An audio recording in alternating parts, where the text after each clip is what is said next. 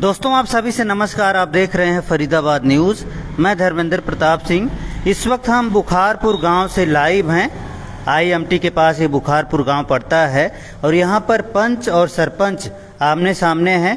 पहले पंच ने सरपंच के खिलाफ भ्रष्टाचार की शिकायत की और उसके बाद पंच पर हमला हो गया, तो पंच ने बोला कि सरपंच ने हमला कराया होगा, लेकिन सरपंच ने हमले की बात से इनकार किया और उन्होंने अपना पक्ष रखा था। इन पर कई आरोप लगाए थे।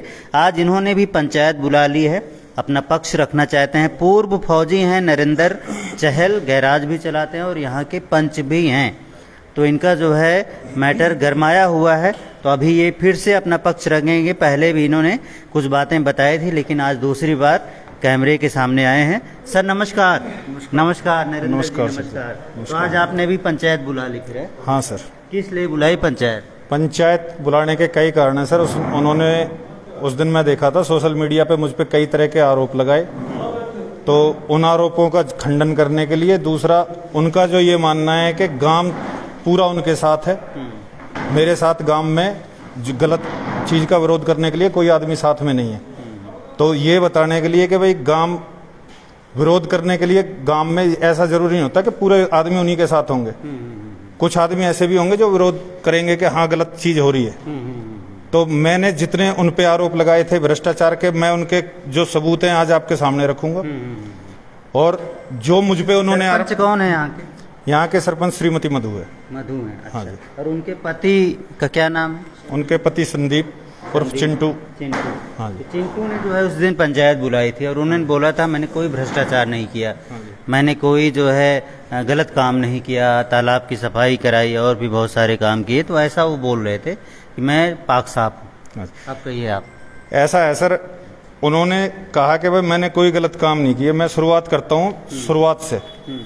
मैं शुरू में एक पॉइंट दिया था गांव की। जब हमारी पंचायत बनी है नवंबर में, दिसंबर में पंचायत का गठन हो गया था और दिसंबर के अंदर 18 दिसंबर 2022 को पहली बार गांव ने स्वेच्छा से शमशान की सफाई की थी। जो गांव ने स्वेच्छा से गांव अपना सफाई अभियान चलाया था, उसके लिए भी उन्होंने गांव में बिल लगाया पंचायत में। ये बिल है, बिना डेट का बिल था, जीएसटी का, और जिसमें शब्दों के अंदर कोई चीज नहीं भरी गई थी। पंचायत शमशान की सफाई का 31,300 कुछ रुपए का बिल था, जिसका बिल नंबर 554 करदम कंस्ट्रक्शन के द्वारा बनाया गया है। उसके अलावा ऐसे एक बिल और उन्होंने लगाया था जो बिना डेट का बिल था, जिसमें आप लोगों ने भैया सफाई अभियान में शामिल हुए थे? कोई आप में से आपने देखा था सफाई हुई थी?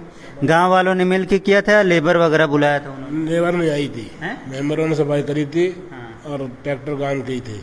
लेबर आए थे यहाँ पर? नहीं आई थी। अच्छा। लेबर तो नहीं जो आई। बिल बनाया गया कह रहे 31,000 रुपए का, तो आपको भी लगता है गलत है? भाई साहब सही से बताना है जी। जब गांव में कर रहे हैं तो सीधी सी बात है गलत है। अच्छा, गांव ने सफाई गांव की? कर रहा है, आप उसमें कर रहे हैं तो, और उसका बिल लग रहा है तो क्या? सफाई हमने करी है। कोई बात नहीं। नाम क्या है सर? नाम क्या है? नाम संजीव है जी मेरा। वो कह रहे हैं कि गांव ने सफाई की और बिल उन्होंने बना लिया 31,000। देखो जी, बिल वो चाहे बना ले 1 लाख का 2 लाख का, हमें तो सिर्फ इतनी पता है कि गांव ने अपनी स्वेच्छा से वहाँ जब गठन हो गया पंचायत का, तो अपनी मर्जी से जाके भाई चलो वो चीज़ है उसे साफ कर दो। अच्छा। अब वो बिल लगा रहे हैं क्योंकि वहाँ स्टाफ तो कोई आया नहीं, भाई लेबर ला रहे हैं वहाँ से चौक पे से आया कोई ऐसा, तो वो बिल क्यों लगाया उन्होंने वो जाने। आगे बढ़ते हैं। हाँ सर आगे बताइए। और इन पे 6 मेंबरों के साइन कराए हुए हैं, खुद सरपंच ने साइन किए हुए हैं बिल पे। मैं ये पूछता हूं कि भाई अगर 9 मेंबर, वो कहते हैं हर चीज में कि 9 मेंबर हमारे साथ हैं, ये अकेला, भाई फिर 9 मेंबरों के कम से कम साइन कराए होते। इसकी कोई मीटिंग, इस डेट में कोई मीटिंग तो हुई होगी, जब साइन कराए होंगे कोई मीटिंग हुई होगी। आज तक सचिव के द्वारा पंचायत गठन के बाद में पंचों की सिर्फ 2 मीटिंगें ली गई हैं, जो ऑफिशियल रिकॉर्ड है। अभी इन्होंने घर घर जाके कितने साइन कराए हैं, कितने कार्रवाई रजिस्टर में मीटिंगें करा रखी हैं, वो एक अलग मैटर आ जाता है। क्योंकि मैं एक आरटीआई लगाया था जिसमें रिकॉर्ड मांगा था दिसंबर से लेके टिल डेट 17 जुलाई को मैं आरटीआई लगाया था। चलो एक बिल दिखा दिए, दूसरा दिखाइए। हाँ, ये दूसरा बिल है। एक ट्रैक्टर द्वारा पानी निकासी का 80 घंटे इन्होंने पानी निकासी दिखाई, 33,000 का बिल है, जिसमें गांव समाज जिनके घर जोड़ के आसपास हैं वो लोग खुद जानते हैं। वहां पे लगभग 20-25 घंटे, लास्ट में कहता हूँ 30 घंटे ट्रैक्टर चला होगा। तो 50 घंटे किस चीज के बढ़ाए गए हैं इसमें? इस चीज का जवाब सरपंच को देना चाहिए, क्योंकि ये जो पैसा है ये गांव के विकास के लिए आया हुआ पैसा है और एक एक पैसा गांव के विकास में लगना चाहिए, ना कि अपने खुद के स्वार्थ में। भैया जिसका जौहर के पास घर है, तालाब के पास। हाँ भैया, आपका घर है सर, क्या देखा था आपने? ट्रैक्टर तो चले आए सर, वो ट्रैक्टर चला है? यूँ पता नहीं कितने घंटे चले आए। हाँ, ये नहीं ट्रैक्टर तो चला है सर, थोड़ा हिसाब किताब में हो सकता है इधर उधर हुआ।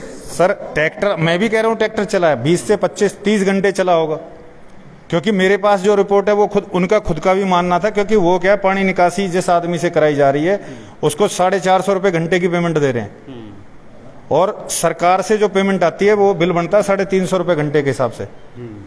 चलो आगे बताइए सर। उसके बाद अभी तक जितने टेंडर, जितने ये बिल लगा रहे हैं वो करदम कंस्ट्रक्शन के द्वारा लगाए गए बिल हैं। मैंने इनसे, सरपंच से ये भी पूछा था कि तुम जितने काम करा रहे हो एक ही ठेकेदार के बिल, भाई एक ही ठेकेदार कोट कर रहा है, क्या तुमने किसी और से कोटेशन लिए हैं? क्योंकि एक किसी भी उसकी एक प्रक्रिया होती है कि भाई 2-3 टेंडर जब किसी को हम ठेका दे रहे हैं 2-3 आदमियों से उसके कोटेशन लिए जाएं, लेकिन इन्होंने ऐसा ना किसी पंच को। मैं तो अब सीधी बात कहता हूं, उनके पास 7-9 पंच है, आज की तारीख में सारे पंचों को अगर इकट्ठा बुला के ये पूछ लिया जाए किस काम में किससे कराया गया, कितने पैसे में हुआ है, किसी पंच को कुछ नहीं पता है। तो ये जो चीजें चल रही हैं वो चीजें गलत थी, मैंने उसके खिलाफ आवाज उठाई। उसके बाद इन्होंने आज तक जोहड़ का पानी निकालने में गांव का 6 लाख रुपया बर्बाद कर दिया लगभग। गांव की जोहड़ है, आप आज भी देखोगे तो वो उसी हालत में जैसे पहले थी। हाँ भैया, रात निकाल दिया पानी उसका, रात निकाला पानी, फिर दोबारा पानी निकाला है, सफाई हो रही है। हाँ जी, सफाई। ये तो खुश हैं उनके काम से। सर मैं आपको जाके तालाब दिखाऊंगा, मेरा कहने का अर्थ नहीं समझे, मैंने ये नहीं कहा पानी नहीं निकाला, मेरा कहने का अर्थ ये है पानी निकालने में 6 लाख रुपए का बिल लगा दिया अब तक। मैं कहता हूं कि आप स्थायी इलाज करते 1.5 या 2 लाख रुपए में उसमें पंप लग जाता, रोज के 2-4 घंटे चलता, पानी कभी रोड पे ना आता। ये होती है आगे के सोच के प्लानिंग करने वाली चीजें। आप गांव के इस हिसाब से, अगर आपने गांव के 8 महीने में 6 लाख रुपया सिर्फ जोड़ के पानी में बर्बाद कर दिया तो वो चीजें गलत हो जाती हैं। उसके अलावा एक गांव का जो मुद्दा मैंने दिया था कि भाई ये गरीब आदमियों से 80,000 रुपया जो उनके मकान मेंटेनेंस के लिए मिल रहा है उसमें से 30,000 रुपया एडवांस में पहले ले रहे हैं, क्योंकि वो 80,000 रुपये आता है बैंक में, उसमें से तो निकाल नहीं सकते। ये फाइल लगाने के लिए 30,000 रुपये पहले ले रहे हैं। तो उसके लिए अभी कोई भी बंदा अपने मुंह से ये तो नहीं कहेगा मुझसे लिए, लेकिन जिस बंदे से मांगे थे, अगर आ जाओ भैया, जिनसे मांगे हैं वो बता सकते हैं। सरपंच की रिकॉर्डिंग है, सरपंच के पति की। क्या नाम भैया? नमस्कार जी। हाँ नमस्कार, क्या नरेंद्र नाम है। नरेंद्र। अच्छा। तो मैं गरीबी रेखा में आता हूँ, तो मैं पैसे का मुझे पता पड़ा, मम्मी ने बताया मेरी ने। सरकार मेंटेनेंस के लिए 80,000 रुपए देती है, ये सरकार की योजना है। 80,000 रुपये जब मैंने सुनी तो मैं तुरंत चिंटू भाई के, जो आज हमारा सरपंच है, उसके पास गया। मैंने उससे कहा, बैठा उसके पास, कि भाई बताओ क्या परेशानी है। मैंने की चिंटू ऐसे ऐसे कोई योजना आई है सरकार की, तो उसमें मेरे को हेल्प करो ये, कि भाई पहले 30,000 रुपये देने पड़ेंगे आपको, पहले आपको 30,000 रुपये देने पड़ेंगे, तब आपको पैसा मिलेगा 80,000 रुपया। तो 80 कहाँ मिला? वो 30 तो हमने दे दिए, वो तो गए, अब 50,000 रुपये मिलते हैं। तो मैं गरीब आदमी हूँ। आपके खाते में आए हैं 50, मतलब 80,000 रुपये? लिए ही नहीं मैंने। 30,000 रुपये है ही नहीं मेरे पास, मैं लूंगा कहाँ से? एक गरीब आदमी 30,000 रुपये पहले कहाँ से लेके आएगा? जब उसकी छत चोरी है, तो उसकी तो छत चोरी है, अब 30,000 रुपये कहाँ से लेके आए वो आदमी? तो मतलब सरकार ने जो योजना चला रखी है कि गरीब के मकान की मरम्मत के लिए 80,000 रुपए देंगे, लेकिन वो योजना सफल नहीं होगी, क्योंकि इनसे पहले ही पैसे मांगे जाते हैं कि 30,000 रुपए दो, तब जाकर आपको 80,000 रुपए मिलेंगे। एक तरह से घूस बोलेंगे इसको, 30,000 रुपए। 5-4 ये मैं नहीं कह सकता जी घूस ले रहे हैं वो, या ये सरकारी प्रोसीजर बता रहे हैं वो, कि सरकार के वहां से ये प्रोसीजर है ऑनलाइन। 30,000 रुपए पहले देने हैं। ऐसा कोई प्रोसीजर नहीं है सर। ऐसे ही आपके पास कोई सबूत है? हाँ सर, ये सरपंच के पति का वीडियो है मेरे से बात करते हुए, जिसमें वो खुद इस चीज को कहता है कि डीसी ऑफिस का बंदा बैठा पब्लिक बैठा मेरे यार सुनने एक चीज आ रही है पैसा आ रहा है 80,000 रुपये गरीब वाला, पूछो भी कोई एक ठीक है चल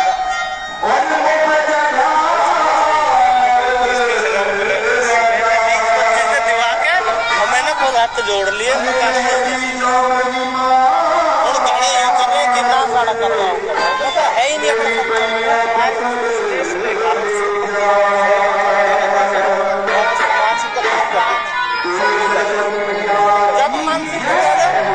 मेरी बात बोलने के लिए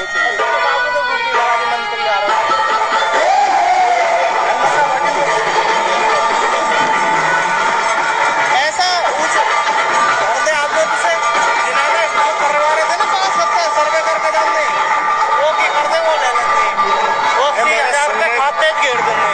मेरे नॉलेज में चाची गई थी, मैंने कई याद कर करा, बोला 80,000 आने 30,000 पहले ले लिए। आपकी खाते मगर बहन चो लगभग जैसे मैंने फिरोज भरवाए ना वो कैंसिल कर दिए। पक्के मकान है, बाइक मोटरसाइकिल टीवी सब कुछ कैसे दे दें हर जब ले लेने पैसे डीसी ऑफिस दे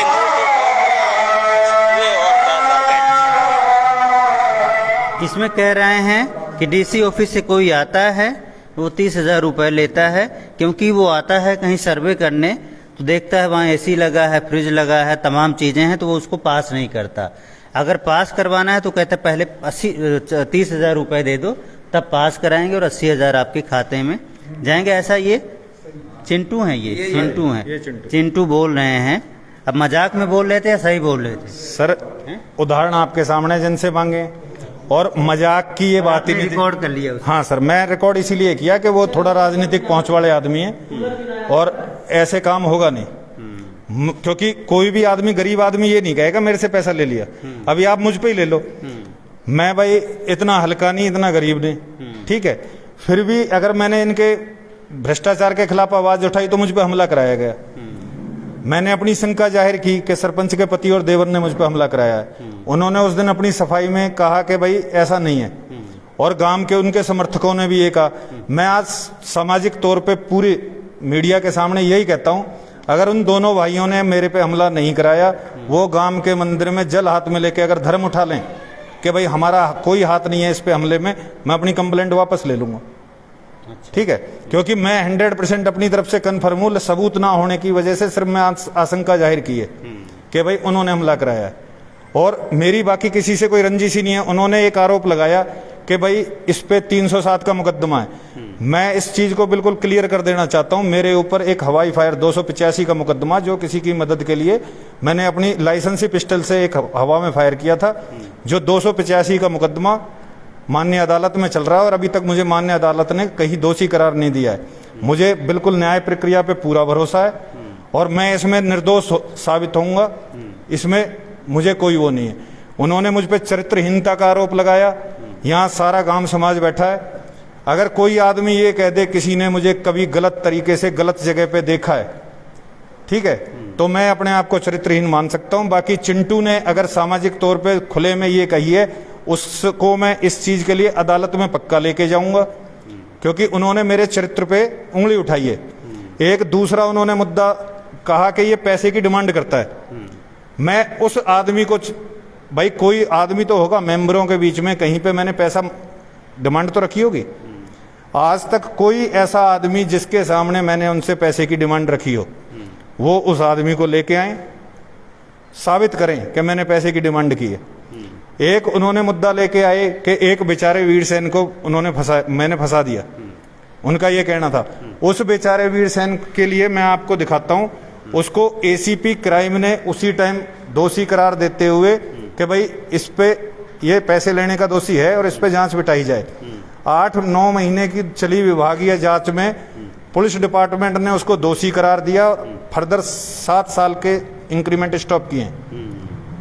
अगर वो दोषी नहीं था तो इतनी लंबी विभागीय जांच की प्रक्रिया में वो बाइज्जत निकल के जाता। मैंने कोई गलत आरोप किसी पे नहीं लगाया, किसी को फंसा नहीं रखा है। हाँ, भ्रष्टाचार के खिलाफ मैं गलत चीजों के खिलाफ आवाज उठाता हूँ और आगे भी उठाता रहूंगा। और जी बचपन से हम साथ साथ, ये मेरा घर है एरिया, और साथी भी रहे हैं। तीसरी क्लास से ये बड़ा भाई है इनका सुरेंद्र और ये नरेंद्र, साथ साथ पढ़े हैं हम। कोई इस आदमी पे कोई चरित्रहीन कोई दाग नहीं। गांव बस्ती में कोई भी कैसी भी कोई बेदाग आदमी है ये।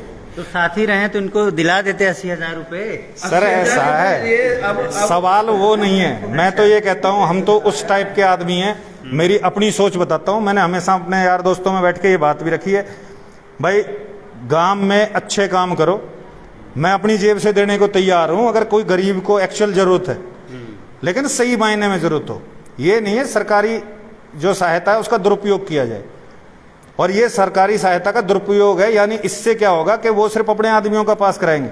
हमें पंचों के पता नहीं था कि कोई ऐसी योजना आई है, वरना उनको भरी पंचायत में पंचों के बीच में ये चीज रखनी थी, भाई अपने अपने वार्ड से तुम्हारे वार्ड में कोई ऐसा आदमी हो उसको पैसा पास कराओ। बाकी गांवों में हो रहे हैं, किसी में पैसे की डिमांड नहीं है। इसीलिए मैं इस चीज मुद्दे पे आया था।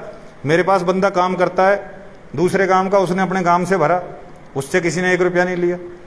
दयालपुर में पास हुए हैं। हरियाणा सरकार ने और केंद्र सरकार ने योजना बना रखी है कि मेंटेनेंस के लिए गरीबों को पैसे दिए जाते हैं। इसके अलावा जिसके घर नहीं है वो प्रधानमंत्री आवास योजना के तहत उनका घर भी बना के दिया जाता है। ये सब योजनाएं चल रही हैं, लेकिन जो सरपंच होशियार होते हैं और ईमानदार होते हैं वो गरीबों की बड़ी मदद कर देते हैं। कई लोगों को घर भी दिला देते हैं, कई लोगों को मकान की मरम्मत के लिए पैसा भी दिला देते हैं। तो ये सब चीज़ें होती हैं। तो सर क्या नाम है आपका? रमेश जी। तो क्या कह रहे हैं, ये जो बातें कह रहे हैं मान रहे हैं इसको? सच कह रहा जी, बिल्कुल सच। अच्छा। बिल्कुल सच। तो कहते हैं कि चरित्रहीन है, अपराधी है, गुंडा है। बिल्कुल गलत। अच्छा जी। हाँ जी भैया हाथ उठा दो। हाँ भैया, कौन कौन इनका समर्थन है? और देश सेवा भी करिए धर्मेंद्र जी। हाँ भाई।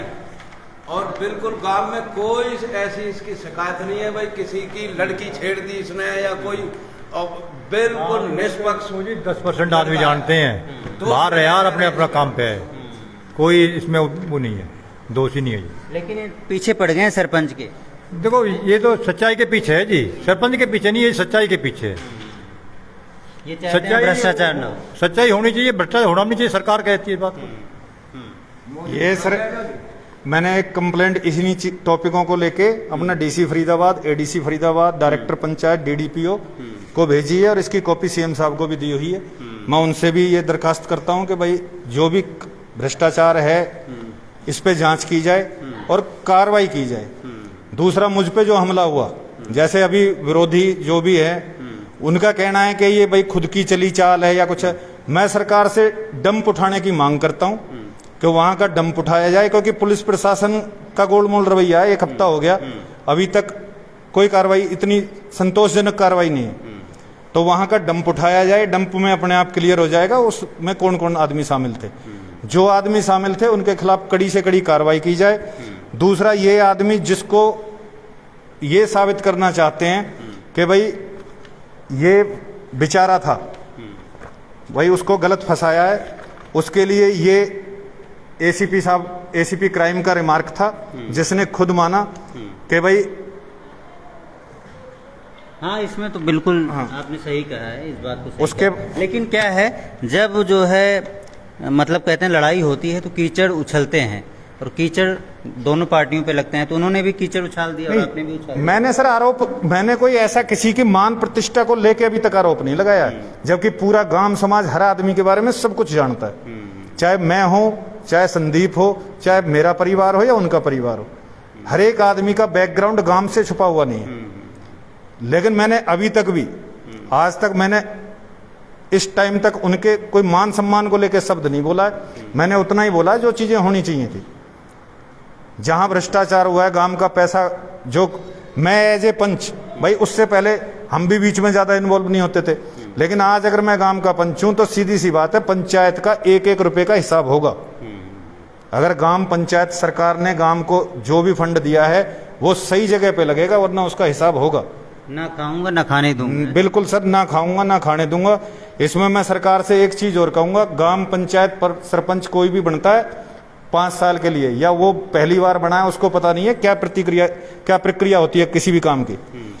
ये काम होता है बीडीओ सचिव का कि भाई गांव को कैसे चलाना कैसे नहीं। तो भ्रष्टाचार करना ही सचिव और बीडीओ सिखाते हैं। सीधी सी बातों में आता हूं, क्योंकि मेरे पास इस चीज के पुख्ता सबूत मैं देने को तैयार हूं। कि हमारे वीडियो अजीत का इसमें पूरा हाथ है। मैंने 20 जून को कंप्लेंट दी थी रिटर्न में, उससे पहले मेल किए थे, तो उन्होंने आज तक भी उस कंप्लेंट का कोई जवाब नहीं दिया। मैंने एक 17 जुलाई को आरटीआई लगाई थी, जिसका आज तक कोई जवाब नहीं दिया, जबकि आरटीआई एक्ट के हिसाब से लास्ट 45 दिन में मेरे पास उसका जवाब आना चाहिए, लेकिन आज तक भी कोई जवाब नहीं आया। इसका सीधा सा मतलब है वो अपने आप को कानून से ऊपर मान के बैठे हुए हैं। मैं वीडियो साहब को फोन पे कंप्लेंट दी, उन्होंने फोन नंबर मेरा ब्लॉक कर दिया। अच्छा, ठीक है, तो इसका सीधा सा मतलब है अगर मैं पंचों के वीडियो को कंप्लेंट नहीं दे सकता तो आम आदमी तो मतलब ही नहीं उठता कि कोई कंप्लेंट लगाएगा, क्योंकि वो किसी की शिकायत सुनना नहीं चाहते। उनके हिसाब से जो चल रहा है सही चल रहा है। चलो जी, ठीक है नरेंद्र जी, आपने अपनी बात रखी है, देखते हैं आगे क्या होता है। बुखारपुर गांव का मैटर है और हमने बताया पंच और सरपंच आमने सामने हैं। ये चाहते हैं कि गांव में जो पैसे आ रहे हैं, सरकार जो पैसे दे रही है वो गांव में लगे, गांव का डेवलपमेंट हो, यहाँ के रोड बने, तालाब की सफाई हो, और क्या क्या काम कराना चाहते हैं। सर, गांव में विकास के लिए तो बहुत से कार्य होते हैं। किसी भी काम को अगर हम शुरू से ये सोच के चलें कि ये काम लाइफ टाइम के काम है, अभी जैसे इन्होंने एक प्लान बनाया इस जोड़ की सफाई का, जैसे 6 लाख रुपया 6 महीने 7 महीने में लगा चुके, अगर इसका ये शुरू में 2 से 3 लाख रुपया खर्च कर देते तो वो लाइफ टाइम चलता और रोजाना की एक रूटीन में आ जाता। कभी ऐसा होता ही नहीं कि पानी ओवरफ्लो हो रहा है। आगे एक और जोड़ है, मैंने वीडियो साहब से उसकी नाप की मांग की थी कि भाई जब आप पूरे जोड़ों का सौंदर्यकरण करा रहे हो तो ये एक जोड़ भी सौंदर्यकरण होना चाहिए। वीडियो साहब ने पटवारी जो है उसको बोला भी, पवन को, लेकिन उस पर आज तक कोई अमल नहीं हुआ। दूसरा, गांव के पंचायती नाली बंद कर दी गई, उसका पानी आज भी गांव के स्कूल में जा रहा है, गांव के बच्चों के स्कूल में पानी छोड़ा जा रहा है। उस चीज के लिए मैंने वीडियो साहब को बोला था, वीडियो साहब ने सरपंच को बोला कि भाई उनके खिलाफ नोटिस जारी करो, मेरे से साइन करा लेना, प्रस्ताव पास करके मेरे पास लेके आओ। वो आज तक नोटिस, कोई उसके लिए नोटिस इशू नहीं हुआ। चार्टर बोलता है सर, हरियाणा पंचायत राज का चार्टर बोलता है कि पंचायत के कामों में एक काम आता है, सरकारी भूमि पे किसी का भी नाजायज कब्जा नहीं होगा, उस कब्जे को हटाया जाए। अभी जितने काम, जैसे कहीं नाली, ये कहते हैं हमने जो उस दिन जैसे आपके इंटरव्यू में कहा जहां ईंट लगाई है वो वहीं है, नाली लगाई, मेरा सवाल ये है ही नहीं कि नाली लगाई नहीं है। मैं तो सीधा कहता हूं, मैंने इनसे भी बोला था कि 33 फुट का रोड है, कागजों में 33 फुट रोड है तो उसको 33 फुट नपवाओ भाई, करो तो सही। वो आज बुरा लगेगा, 4 आदमियों को बुरा लगेगा कि भाई जिसका कि मेरा मकान, मेरा कब्जा हटवा रहे हैं, लेकिन आने वाले टाइम के लिए वो एक पूरे गांव की सहूलियत है, सही, भला तो सारे गांव का है। ऐसे ही कई छोटे छोटे, जैसे ठीक कचरे का है, गांव में कई बार कचरे वाले, उनका बिल जो मैं देखता हूं बहुत अच्छा बिल जाता है, शायद 35-40 हजार रुपए महीने से ऊपर का खर्चा लगभग शायद बिल है उनका। मैंने कही कि छोटे छोटे जहां पॉइंट मिले कचरे का, एक वो बनवा दो 4-4 इंच, भाई ज्यादा जगह भी ना घेरे, 4 इंच मोटी ईंटों से छोटे छोटे पॉइंट बनवा दो, गीला कचरा सूखा कचरा, ताकि जो घरों में, जैसे कई बार कई दिन ना आए, घरों में बदबू होने लगती है, कि उसमें डाल देगा आदमी, कचरे वाला आएगा वहां से उठा लेगा। लेकिन ये कई पॉइंट ऐसे थे जिन पे आज तक कोई वो नहीं है। गांव में सिक्योरिटी को लेके ले लो, कैमरे, आज तक हमारी पंचायत के गठन को करीबन 10 महीने हो गए, आज तक ना कोई कैमरा रिपेयर हुआ है, ना कैमरे के बारे में कोई चर्चा है, जबकि ये सिक्योरिटी का हमारे गांव में हादसे हो लिए कई। कबाड़ 2 बार आग लग ली गांव में, एक कबाड़े के अंदर, ठीक है, गरीब आदमी है, तो क्राइम रेट बढ़ता जा रहा है गांव का। ये चीज देखनी चाहिए कि भाई ये कैसे रोका जाए।